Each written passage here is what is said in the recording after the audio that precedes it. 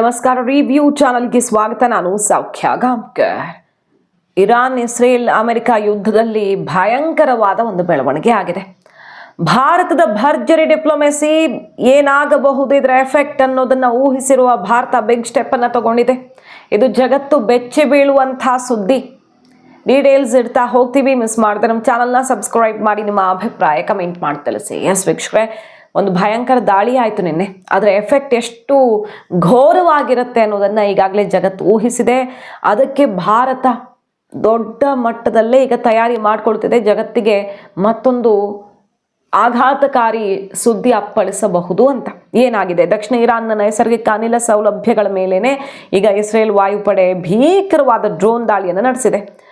ಇದು ಇಡೀ ಜಗತ್ತಿಗೆ ಇಂಧನದ ಸಿಡಿಲನ್ನು ಸಿಡಿಸುವಂತೆ ಮಾಡಬಹುದು. ಈಗಾಗಲೇ ಸಂಕಷ್ಟದಲ್ಲಿ ಇಡೀ ಜಗತ್ತು ಸಿಕ್ಕಾಕೊಂಡಿದೆ. ಬೆಲೆ ಏರಿಕೆಯ ಬಿಸಿ ಭಾರತದಲ್ಲಿ ಪೆಟ್ರೋಲ್ ಡೀಸೆಲ್ ಇನ್ನೂ ಜೇಬು ಸುಟ್ಟಿಲ್ಲ. ಬೇರೆ ರಾಷ್ಟ್ರಗಳಲ್ಲಿ ಹೇಳೋದು ಬೇಡ, 30% ತನಕ ಜಾಸ್ತಿ ಮಾಡಿಬಿಟ್ಟಿದ್ದಾರೆ. ದುಡ್ಡು ಕೊಟ್ಟರು ಕೊಡಿ, ಸಿಗ್ತಾನೂ ಇಲ್ಲ ಅಂತಹ ಪರಿಸ್ಥಿತಿ ಉದ್ಭವಿಸಿರೋ ಹೊತ್ತಲ್ಲೇ ಈಗ ನೋಡಿ, ನೈಸರ್ಗಿಕ ಅನಿಲ ಸೌಲಭ್ಯಗಳ ಮೇಲೆ ಇಸ್ರೇಲ್ ವಾಯುಪಡೆ ಬುಧವಾರ ಮಧ್ಯಾಹ್ನ ಡ್ರೋನ್ ದಾಳಿಯನ್ನ ಬಹಳ ದೊಡ್ಡ ಮಟ್ಟದಲ್ಲಿ ಮಾಡಿರೋದು ಹೆವಿ ಡ್ಯಾಮೇಜ್ ಆಗಿದೆ. ಬೇರೆ ಬಗೆಯ ತೈಲ ಘಟಕಗಳ ಮೇಲೂ ಕೂಡ ದಾಳಿ ಮಾಡಿತ್ತು. ಇದು ಇನ್ನೊಂದು ದೊಡ್ಡ ದಾಳಿ. ಸೌತ್ ಪಾರ್ಸ್ ಗ್ಯಾಸ್ ಫೀಲ್ಡ್ನಲ್ಲಿ ಅನಿಲ ಸಂಸ್ಕರಣ ಘಟಕಗಳ ಮೇಲೇನೆ ದಾಳಿ ಮಾಡಿದೆ. ಈಗ ಆ ಪ್ರಾಂತದ ಗವರ್ನರ್ ಎಸ್ಕಂದರ್ ಪಸಲರ್ ಖಚಿತನೂ ಪಡಿಸಿದ್ದಾರೆ ಅದನ್ನು. ಅಂದರೆ ಇದು ಅವ್ರು ಮಾಡಿದ್ವಿ ಅಂತ, ಇವರಿಲ್ಲ ಅಂತ ಹಂಗಾಗಿಲ್ಲ, ಇದು ಹೆವಿ ಡ್ಯಾಮೇಜ್ ಆಗಿದೆ, ಅದನ್ನು ಖಚಿತಪಡಿಸಿದ್ದಾರೆ. ಬೆಂಕಿ ಹರಡೋದನ್ನು ತಪ್ಪಿಸೋದಕ್ಕೆ ಫೆಸಿಲಿಟಿಯನ್ನು ಆಫ್ಲೈನ್ ಮಾಡಲಾಗಿದೆ ಅಂತೆಲ್ಲ ಹೇಳಿದ್ದಾರೆ ಅವರು. ಎಷ್ಟು ಭೀಕರವಾಗಿದೆ ಅದರ ಪರಿಣಾಮ ಅನ್ನೋದು ಗೊತ್ತಾಗ್ತಿದೆ ಇದರಲ್ಲಿ. ಇರಾನ್ನ 70-75% ಅಷ್ಟು ಅನಿಲ ಇಲ್ಲಿಂದಾನೇ ಉತ್ಪಾದನೆ ಆಗೋದು ಅಂದರೆ ಇಮ್ಯಾಜಿನ್ ಮಾಡ್ಕೊಳ್ಳಿ ಎಷ್ಟು ಆಘಾತಕಾರಿ ಬೆಳವಣಿಗೆ ಆಗಿದೆ ಯುದ್ಧದಲ್ಲಿ ಅಂತ. ಸೊ ಕತಾರ್ನೊಂದಿಗೆ ಪಾಲು ಹೊಂದಿರುವಂಥ ಪ್ರದೇಶ ಇದು. ಕತಾರ್ ಕೂಡ ಈ ದಾಳಿಯನ್ನು ತೀವ್ರವಾಗಿ ಖಂಡಿಸಿದೆ. ಕಳೆದ ವರ್ಷದ ಜೂನ್ ತಿಂಗಳಲ್ಲಿ ನಡೆದಂಥ 12 ದಿನಗಳ ಯುದ್ಧದಲ್ಲೂ ಈ ಘಟಕದ ಮೇಲೆ ದಾಳಿಯಾಗಿತ್ತು. ಆದರೆ ಈ ಸಲ ಇನ್ನು ನೆಕ್ಸ್ಟ್ ಲೆವೆಲ್ಗೆ ದಾಳಿ ಮಾಡಿಬಿಟ್ಟಿದ್ದಾರೆ. ಈಗಾಗಲೇ ಗಲ್ಫ್ ರಾಷ್ಟ್ರಗಳೆಲ್ಲ ಸಿಡಿದೆದ್ದು ಬಿಟ್ರು, ಇವರು ಇರಾನ್ನವ್ರು ದಾಳಿ ಮಾಡ್ತಾನೆ ಇದ್ದಾರೆ, ಸೊ ಮುಗಿಸ್ಬಿಡಿ ಇರಾನ್ನನ್ನ ಅಂತ ಹೇಳಿದ್ರು. ಟ್ರಂಪ್ಗೆ ಪ್ರತಿಷ್ಠೆಗೆ ಹೊಡೆತ ಬಿತ್ತು. ಯಾರೂ ಬರ್ತಿಲ್ಲ ತನ್ನ ಸಹಕಾರಕ್ಕೆ ಅನ್ನೋದು ಮೀಸೆಗೆ ಮಣ್ಣಾದಂಗಾಯಿತು ಪರಿಸ್ಥಿತಿ. ಸೊ ಅಮೆರಿಕದ ಹತ್ರ ಏನೂ ಆಗ್ತಿಲ್ಲ ಅನ್ನೋದೆಲ್ಲ ಬಂತಲ್ಲ, ಹಾಗಾಗಿ ಈಗ ಅಮೆರಿಕ ಇಸ್ರೇಲ್ ಸೇರ್ಕೊಂಡು ಅಮೆರಿಕ ಸಹಕಾರದೊಂದಿಗೇನೆ ಈ ದಾಳಿ ಆಗಿದೆ. ನೈಸರ್ಗಿಕ ಅನಿಲ ಘಟಕಗಳ ಮೇಲೆ ದಾಳಿ ಮಾಡಿರೋದು ತುಂಬ ಕಾಸ್ಟ್ಲಿ. ಇದು ಜಗತ್ತಿಗೇನೆ ಕಾಸ್ಟ್ಲಿ ಅನ್ನೋದನ್ನು ನೋಡಬಹುದು. ಇದಕ್ಕೆ ಸಿಡಿದಿರುವಂಥ ಇರಾನ್ ಈಗ ಮಿತ್ರ ರಾಷ್ಟ್ರಗಳಾದ ಕತಾರ್, ಸೌದಿ ಅರೇಬಿಯಾ ಮತ್ತು UAE ಸೇರಿದ ತೈಲ ಘಟಕಗಳ ಮೇಲೆ ನಾವೀಗ ದಾಳಿ ಮಾಡ್ತೀವಿ, ನೋಡ್ತಾ ಇರಿ ಇದರ ಎಫೆಕ್ಟ್ ಏನಾಗುತ್ತೆ ಅಂತ, ನಮ್ಮನ್ನು ಮುಗಿಸಿಬಿಡ್ಬಹುದು ಈ ದಾಳಿಯಿಂದ ಅಂದ್ಕೊಂಡ್ರ ಇನ್ನೂ ಜೋರಾಗಿ ಹೊಡಿತೀವಿ ಅಂತ ಹೇಳಿದ್ದಾರೆ. ಸೊ ಇವರು ಈಗ ಇರಾನ್ನವರು ಇಲ್ಲಿ ತೈಲ ಘಟಕಗಳ ಮೇಲೆ ದಾಳಿ ಮಾಡಿಬಿಟ್ರೆ ಮಾಡೇ ಮಾಡ್ತೀವಿ ಅಂತ ಹೇಳ್ತಿರೋದು. ಏನಾದರೂ ಆಗಲಿ ನೋಡಿ ಇದರ ಎಫೆಕ್ಟ್ ಏನಾಗತ್ತೆ ಅಂತ. ಇಡೀ ಜಗತ್ತಿಗೆ ಸಂಕಷ್ಟ. ಈಗ ತೈಲದ ಅಭಾವ ಹಿಂಗೆ ಕಾಡಲ್ಲ ಜಗತ್ತನ್ನ. ಇಷ್ಟು ದಿನ ಆಗಿದ್ದು 2 ವಾರ ಏನೂ ಅಲ್ಲ, ಇನ್ನು ಮುಂದೆ ಈ ಯುದ್ಧ ಇನ್ನೂ ಭೀಕರವಾಗ್ತಿದೆ ಅನ್ನೋದ್ರ ಸುಳಿವು ಸಿಗ್ತಾ ಇದೆ ಈಗ. ಸೊ ಇದು ಗೊತ್ತಾಗ್ತಾ ಇದ್ದ ಹಾಗೆ ಈ ಯುದ್ಧ ನೆಕ್ಸ್ಟ್ ಲೆವೆಲ್ಗೆ ಹೋಗುತ್ತೆ ಅನ್ನೋದು ಯಾವಾಗ ಹಿಂಟ್ ಸಿಕ್ತಲ್ಲ, ಭಾರತ ಆಲ್ರೆಡಿ ತಯಾರಿ ಮಾಡ್ಕೊಂಡಿದೆ. ಇದರಿಂದ ಅಂತಲ್ಲ, ಆಲ್ರೆಡಿ ಸೇಫ್ ಮಾಡ್ಕೊಳ್ಳೋದಕ್ಕೆ ಏನೇನು ಬೇಕೋ ಎಲ್ಲ ಮಾಡ್ತಿದೆ. ಆದರೆ ಇನ್ನಷ್ಟು ಭೀಕರವಾಗುವಂತಹ ಸುಳಿವು ಸಿಗ್ತಾ ಇದ್ದ ಹಾಗೆ ಭಾರತ ಸಮುದ್ರದ ನಡುವೆಯೇ ಮೋದಿ ಡಿಪ್ಲೊಮೆಸಿ ಈಗ ಭಾರತಕ್ಕೆ ಬಿಗ್ ವಿನ್ ಅನ್ನು ತಂದಿಟ್ಟಿದೆ. ಚೀನಾ ಹೊರಟಂತ ರಷ್ಯಾ ಹಡಗುಗಳನ್ನು ಈಗ ಯೂಟರ್ನ್ ಮಾಡ್ಕೊಂಡು ಈ ಕಡೆ ಭಾರತಕ್ಕೆ ಕರೆಸ್ಕೊಂಡಿದ್ದಾರೆ. ಮಂಗಳೂರಿಗೆ ಬರ್ತಿರೋದು ಭಾರಿ ಪ್ರಮಾಣದ ತೈಲವನ್ನು ಖರೀದಿ ಮಾಡಿರೋದು ರಷ್ಯಾದಿಂದ. 7 ಹಡಗುಗಳು ಚೀನಾಗೆ ಹೋಗ್ತಿದ್ವು.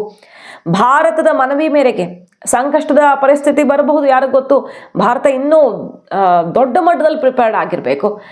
ಈಗ ಗ್ಯಾಸ್ ವಿಚಾರದಲ್ಲಿ ಸ್ವಲ್ಪ ಸವಾಲಾಗಿದೆ, ಆದರೆ ಮ್ಯಾನೇಜ್ ಮಾಡ್ತಾ ಇದ್ದಾರೆ. ಡೊಮೆಸ್ಟಿಕ್ ಸಿಲಿಂಡರ್ಸ್ ಅಟ್ಲೀಸ್ಟ್ ಸಮಸ್ಯೆ ಆಗಿಲ್ಲ, ಕಮರ್ಷಿಯಲಲ್ಲಿ ಒಂದಿಷ್ಟು ಸವಾಲಾಗಿದೆ. ಪೆಟ್ರೋಲ್ ಡೀಸೆಲ್ದು ಇದುವರೆಗೆ ಸಮಸ್ಯೆ ಆಗಿಲ್ಲ. ಈಗ ಮುಂದಿನ ಹಂತದಲ್ಲಿ ಯುದ್ಧ ನೆಕ್ಸ್ಟ್ ಲೆವೆಲ್ಗೆ ಹೋಗೋ ಸುಳಿವು ಸಿಗ್ತಾ ಇದ್ದ ಹಾಗೆ ಭಾರತ ಸೇಫ್ ಮಾಡ್ಕೊಳ್ತಾ ಇದೆ. 7 ಹಡಗುಗಳು ನೋಡಿ, ಇದು ಎಷ್ಟು ಇಂಪಾರ್ಟೆಂಟ್ ಆಗುತ್ತೆ ಅಂದರೆ, ಸಮುದ್ರದ ಮಧ್ಯೆ ನಮ್ಮ ಡಿಪ್ಲೊಮೆಸಿ ಹೊರಟಿದ್ವು, ಚೀನಾಗೆ ಹೋಗ್ತಾ ಇದ್ದಿದ್ದು ತಿರುಗಿಸ್ಕೊಂಡು ಭಾರತಕ್ಕೆ ಬರೋ ಹಾಗೆ ಮಾಡಿರೋದು ರಷ್ಯಾವನ್ನು ಒಪ್ಪಿಸಿ. ರಷ್ಯಾದ ತೈಲ ಹಡಗೊಂದು ದಿಢೀರನೆ ತನ್ನ ಮಾರ್ಗ ಬದಲಾಯಿಸ್ತು ಅನ್ನುವಂಥ ಸುದ್ದಿ ಬಂತು. ಬಟ್ ಒಂದಲ್ಲ 7 ಹಡಗುಗಳು ಬಂದಿರೋದು. ಈ ಹಡಗು ಮಾರ್ಚ್ 21ರಂದು ನವಮಂಗಳೂರು ಬಂದರಿಗೆ ಬಂದು ತಲುಪತ್ತೆ. ಇದ್ರ ಜೊತೆಗೆ ಇನ್ನೂ 6 ತೈಲ ಹಡಗುಗಳು ಚೀನಾ ಬದಲು ಭಾರತದತ್ತ ಈಗಾಗಲೇ ಬೇರೆ ಬೇರೆ ಪಾಯಿಂಟ್ಗೆ ಬರ್ತಾ ಇರೋದು ಗೊತ್ತಾಗಿದೆ. ಈಗ ಜನವರಿ ತಿಂಗಳಲ್ಲಿ ಬಾಲ್ಟಿಕ್ ಸಮುದ್ರ ತೀರದಿಂದ ತೈಲ ತುಂಬಿಸ್ಕೊಂಡಿದ್ದಂಥ ಅಕ್ವಾ ಟೈಟನ್ ಅನ್ನೋ ಹಡಗು ಪ್ರಯಾಣವನ್ನು ಮಾಡೋಕೆ ಶುರು ಮಾಡಿತ್ತು. ಅದು ಚೀನಾದತ್ತ ಹೋಗಬೇಕಾಗಿತ್ತು. ಡೆಸ್ಟಿನೇಷನ್ ಇದ್ದಿದ್ದು ಚೀನಾ. ಆದರೆ ಭಾರತದ ರಿಕ್ವೆಸ್ಟ್ಗೆ, ಭಾರತದ ಡಿಮ್ಯಾಂಡ್ಗೆ ರಷ್ಯಾ ಒಪ್ಪಿಕೊಂಡು ಈ ಸಂಕಷ್ಟದ ಪರಿಸ್ಥಿತಿಯಲ್ಲಿ ಸಿಕ್ಕಾಪಟ್ಟೆ ದೊಡ್ಡ ಪ್ರಮಾಣದಲ್ಲಿ ತೈಲವನ್ನ ನಮ್ಮ ಭಾರತದ ಕಡೆಗೆ ಈಗ ಕಳಿಸ್ಕೊಟ್ಟಿದ್ರು. 80,886 ಮೆಟ್ರಿಕ್ ಟನ್ ತೈಲ ಹೊತ್ತ ನೌಕೆ ಲಾಡ್ಕಿ ಈಗ ಗುಜರಾತ್ ಬಂದರಿಗೆ ಬರ್ತಿದೆ. UAEಯಲ್ಲಿ ಏನು ಕ್ಷಿಪಣಿ ದಾಳಿ ಆಯಿತು ಅದನ್ನು ತಪ್ಪಿಸ್ಕೊಳ್ತು. ಮತ್ತು ನಮ್ಮ ಸೇನೆ ಪ್ರೊಟೆಕ್ಷನ್ನೊಂದಿಗೆ ಈಗ ಗುಜರಾತ್ ಬಂದು ತಲುಪ್ತಿರೋದು. ಹಾಗಾಗಿ ಶಿವಾಲಿಕ್ಕು, ಜಗ್ಲಾಡ್ಕಿ, ನಂದಾದೇವಿ, ಜಗಪ್ರಕಾಶ್ ಹಾರ್ಮೋಸ್ ಸಂಧಿ ದಾಟಿ ಈಗ ಓಮನ್ನಿಂದ ಆಫ್ರಿಕಾದತ್ತ ಪ್ರಯಾಣ ಬೆಳೆಸಿ ಭಾರತವನ್ನು ತಲುಪುವಲ್ಲಿ ಎಲ್ಲ ತಯಾರಿಯನ್ನು ಮಾಡ್ಕೊಂಡಿರೋದು. ಭಾರತಕ್ಕೆ ಎಲ್ಲೆಲ್ಲಿಂದ ಹಾರ್ಮೋಸಿಂದ ಒಂದಿಷ್ಟು ಬಿಡಿಸ್ಕೊಳ್ತಾ ಇರೋದು, 1 by 1 ಪಾಸ್ ಆಗ್ತಾ ಇದೆ. ರಷ್ಯಾದಿಂದ ಹೆಚ್ಚಿನ ಪ್ರಮಾಣದಲ್ಲಿ ತರಿಸ್ಕೊಳ್ತಿರೋದು. ಇದೆಲ್ಲವೂ ಭಾರತದ ಮುಂಜಾಗ್ರತೆ ಮತ್ತು ಭಾರತಕ್ಕೆ ಯಾವುದೇ ರೀತಿಯಲ್ಲಿ ಸಂಕಷ್ಟ ಎದುರಾಗಬಾರ್ದು. ಸಂಕಷ್ಟ ಈಗ ಎದುರಾಗಿರೋದೇ ಸಮಸ್ಯೆ ಅಂತ ಅನಿಸ್ತಿದೆ ಜನಕ್ಕೆ. ಆದರೆ ಬೇರೆ ರಾಷ್ಟ್ರಗಳಲ್ಲಿ ಬೆಲೆ ಏರಿಕೆ ಪರಿಸ್ಥಿತಿ ಆಲ್ರೆಡಿ ಲಿಸ್ಟ್ ಇಟ್ಟಿದ್ವಿ. G20 ರಾಷ್ಟ್ರಗಳಲ್ಲಿ ಎಲ್ಲ ಮುಂದುವರೆದ ರಾಷ್ಟ್ರಗಳನ್ನು ತಗೊಂಡ್ರು ನಾವು ಎಷ್ಟೆಷ್ಟು ಏರಿಸಿದ್ದಾರೆ. ಈ ಚೀನಾದಲ್ಲೂ ಬೆಲೆ ಏರಿಕೆ ಸಿಕ್ಕಾಪಟ್ಟೆ ಆಗಿದೆ. ಚೀನಾಗೇನು ಸಮಸ್ಯೆ, ಈಗ ಇರಾನ್ ಬೆನ್ನಿಗೆ ನಿಂತಿರೋ ರಾಷ್ಟ್ರ, ಹಾರ್ಮೋಸಲ್ಲಿ ಅವ್ರು ಹಡಗದ ಸಮಸ್ಯೆ ಆಗ್ತಿಲ್ಲ. ಆದರೆ ಅಂತಾರಾಷ್ಟ್ರೀಯ ಬಿಕ್ಕಟ್ಟು ಚೀನಾದಲ್ಲೂ ಕೂಡ ಬೆಲೆ ಏರಿಕೆಯನ್ನು ತಂದಿಟ್ಟಿದೆ.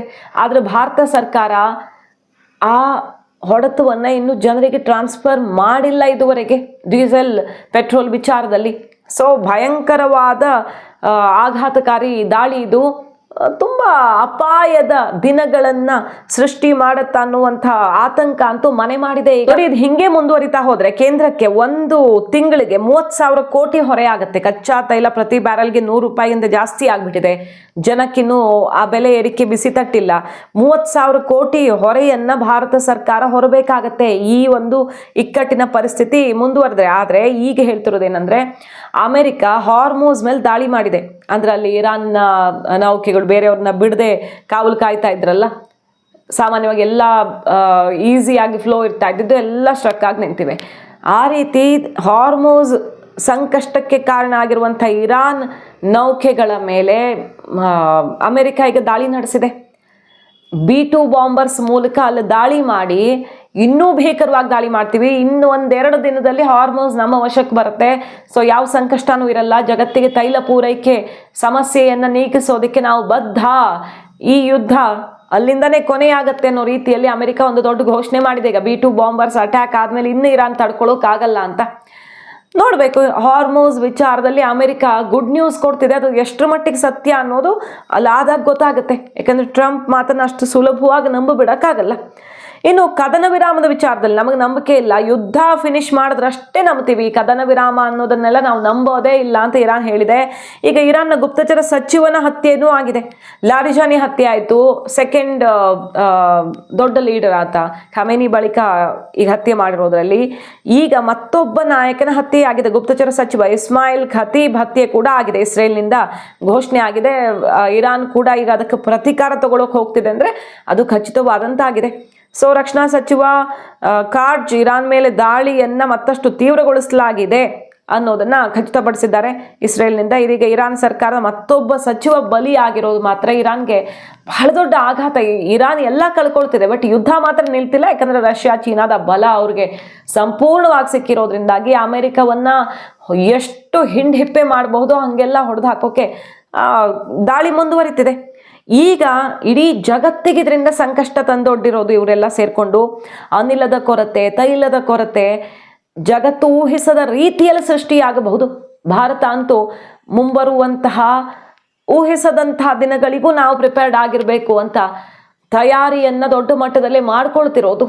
ಆದರೆ ಅಮೆರಿಕ ಈಗ ಹೇಳ್ತಾ ಇದೆ ಇನ್ನೇನು ಫಿನಿಶ್ ಆಗುತ್ತೆ, ಅಂತಹ ದಾಳಿಯನ್ನೇ ಮಾಡ್ತಿದ್ದೀವಿ ನಾವು, ಇರಾನ್ ಇನ್ನೇನು ಮಾಡೋಕ್ಕಾಗಲ್ಲ ಅಂತ. ಅದಕ್ಕೆಲ್ಲ ಉತ್ತರ ಸಿಗಬೇಕು ಇನ್ನು 3-4 ದಿನಗಳಲ್ಲಿ. ಮಾಹಿತಿ ಇಷ್ಟ ಆಗಿದ್ರೆ ಮಿಸ್ ಮಾಡದೆ ನಮ್ಮ ಚಾನಲ್ನ ಸಬ್ಸ್ಕ್ರೈಬ್ ಮಾಡಿ. ನಿಮ್ಮ ಅಭಿಪ್ರಾಯ ಕಮೆಂಟ್ ಮಾಡಿ ತಿಳಿಸಿ. Thank you.